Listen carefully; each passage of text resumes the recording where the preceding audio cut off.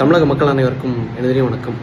Last ஒரு 2 நாட்கள் வெறும் ஒரு 2 வீடியோ தான் போட்டேன். அதை நாம் தமிழர் கட்சி இந்த மாதிரி பணம் வாங்கிட்டு பேசிகிட்டு இருக்காங்க, இந்த மாதிரி தொடர்ந்து இது பண்ணுறாங்க அப்படின்னு சொல்லிட்டு ஒரு 2 வீடியோ போட்டேன். ஆதாரம் கேட்டாங்க, அதுக்கான ஆதாரத்தை நான் கொடுத்துட்டேன். ஆக்சுவலாக இன்றைக்கி காலையில் நானும் என் அண்ணனும் சர்ச்சுக்கு போயிட்டு வீட்டுக்கு வரும்போது திருப்பி எங்கள் அம்மாவை கூப்பிட்டு நாங்கள் சர்ச்லேருந்து வீட்டுக்கு வரும்போது ராஜா பவரன்னு சொல்லிட்டு நம்ம அந்த வேர்டை சொல்லக்கூடாது, இந்த படிச்சிருக்கோம் எல்லாம் இது பண்ணியிருக்கோம், இந்த மாதிரி அவங்கள மாதிரி அநாகரிகமாக பேசக்கூடாது. ராஜா பவரன்னு சொல்லிட்டு நாம் தமிழர் கட்சியை சார்ந்த உறுப்பினர், ப்ளஸ் அதை தாண்டி அவங்களோட மனைவியாக யாருன்னு தெரில, இன்னொரு லேடி ஒருத்தங்க, அவங்களுக்கு கூட இன்னொருத்தவங்க ரூபன் சொல்லிட்டு கல்லுக்கூட்டத்தை சார்ந்த நாம் தமிழர் கட்சியை சார்ந்த கவுன்சிலர். இந்த கும்பல் என்ன பண்ணியிருக்காங்க, வீட்டுக்கு எங்கள் அப்பா கிட்ட பேசுறதுக்குன்னு வந்திருக்காங்க. ஆனால் இல்லைன்னா பேசுறதுக்கு தான் அப்படி. எங்கள் அப்பாவும் மரியாதையாக எங்கள் அப்பா ஊரில் காங்கிரஸ் கட்சியை சார்ந்த பேரூராட்சி தலைவராக இருக்கார். ஸோ நம்ம பொறுப்பில் இருக்கோம், நம்ம பொறுப்பாக நம்ம செயல்படணும் அப்படிங்கிறதுக்காக சரி எதுக்கு வீட்டுக்குள்ளே நீங்கள் பேசுங்க அப்படின்னு சொல்லிட்டு வீட்டுக்குள்ளே வாங்கன்னு சொல்லிட்டு வீட்டுக்குள்ளே வச்சு தான் நாகரிகமாக ட்ரீட் பண்ணி பேசுகிறாங்க. பேசும்போது நான் யதார்த்தமாக நானும் அண்ணனும் அம்மாவும் காரில் இறங்குறோம்.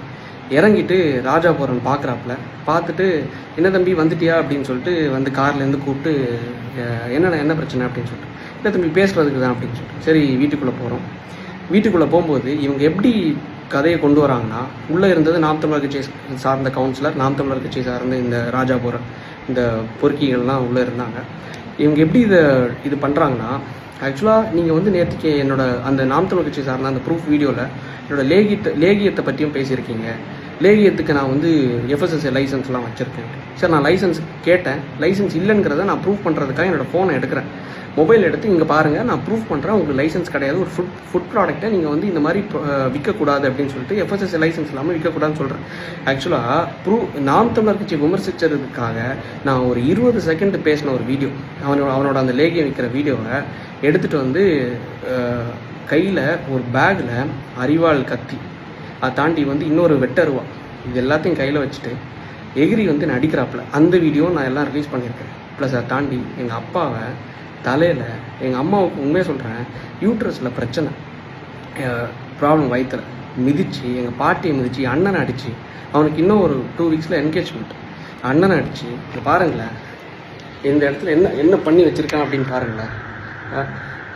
இது பண்ணி கடைசியில் என்ன பண்ணியிருக்கான், வெளியே உன்னை சும்மா விட மாட்டோம்ல, அதான் அவனோட ஊர் பாஷையில் பேசுகிறான் அந்த பொறுக்கிப்பேன், நீ சாவுன்னா அதுக்கு நான் தான் காரணம்னு சொல்லிட்டு வெட்டருவை வச்சு மிரட்டி பேசி ஊருக்காரங்க வந்தனால கடைசி அடித்து உட்கார வச்சு ஜட்டியோட உட்கார வச்சாங்க. நம்மளோட நாகரிகம் அது கிடையாது. ஆனால் இருந்தாலும் இந்த அளவுக்கு பண்ணவங்கள நாம் தமிழர் கட்சி, அதை நான் ஓப்பனாக சொல்கிறது என்னென்னா, திமுக இத்தனை நாட்கள் நான் விமர்சித்தேன், இவ்வளோ நாள் தொடர்ந்து விமர்சித்தேன், 1 வருஷம் கிட்ட விமர்சிச்சிருப்பேன். ஆனால் ஒரு தடவை கூட என் வீட்டுக்கு ஆள் அனுப்பியோ என் வீட்டை வெட்டுறதுக்கோ கொல்றதுக்கோ வந்தது கிடையாது. திமுக சார்ந்தெல்லாம் நான் பேசலை, ஆனால் இருந்தாலும் இது வரைக்கும் நான் அஃபெக்ட் ஆனது கிடையாது. என் குடும்பமோ அப்பாவோ அம்மாவோ அண்ணனோ அஃபெக்ட் ஆனது கிடையாது. ஆனால் நாம் தமிழர் கட்சியை விமர்சித்த 2 நாளில் வெட்டுறது அளவுக்கு வராங்கன்னா யோசிச்சு பாருங்கள். எந்த கட்சி தாண்டியும் எப்படி ஒரு தற்கொலை கூட்டம், கொலகார கூட்டம் நம்ம வளர்த்து வச்சுருக்கோம், இந்த சீமானை நம்பி எப்படி வச்சுருக்கோம், இந்த சீமான் வளர்த்த பிறப்புகள், இந்த உடன்பிறப்புகள், இந்த தற்கொலை கூட்டம், கொலகார கூட்டம் எப்படி இருக்குன்னு மட்டும் பாருங்களேன். நாம் தமிழர் டிஎம்கே வாச்சும் ஐடிவிங்கில் தான் விளையாடுவாங்க. ஆனால் இந்த நாம் தமிழர் கட்சி, அதுக்கு முன்னாடி தான் இந்த சுனந்தாங்கிறவங்க நாம் தமிழர் கட்சியோட ஐடிவிங் செக்ரட்டரி, மாநில செக்ரட்டரி, எனக்கு காலில் மெசேஜ் பண்ணுறாங்க, you will face the consequences அப்படின்னு சொல்லிட்டு. நான் அந்த கான்சிக்வன்சஸ் இதுன்னு தெரில, ஆனால் வீட்டுக்கு வெட்டி கொள்கிற அளவுக்கு இவனுங்க வராங்கிற கான்சிக்வன்சஸ் நான் எதிர்பார்க்கல. சரி ஓகே பரவாயில்ல, கடைசியில் ஜட்டியோட உட்கார வச்சாங்க மக்கள், இது பண்ணி போலீஸ் கம்ப்ளைண்ட் கொடுத்துருக்கோம், அம்மா ஹாஸ்பிட்டல் அட்மிட் ஆகிருக்காங்க. என்ன பண்ணுறது, மக்களுக்காக பேசினா வீட்டில் அப்பா அம்மா யாருக்கும் நிம்மதி இல்லை, எதுவும் இல்லை.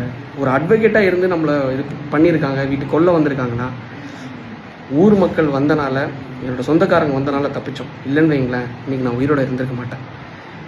ஏதோ கடவுளோட புண்ணியத்தில், உங்களோட புண்ணியத்தில் இன்றைக்கி இருந்து பேசுகிறேன். முடிஞ்சளவு இந்த வீடியோவை ஷேர் பண்ணுங்கள். முடிஞ்சளவு இந்த தற்கொலை நாம் தமிழர் கொலகார கூட்டத்தை எந்த அளவுக்கு மக்கள் நீங்கள் நம்பி போய் போடுறீங்கல்ல, நம்பாதீங்க இந்த மாதிரிப்பட்ட ஏமாளிகள். நன்றி, வணக்கம்.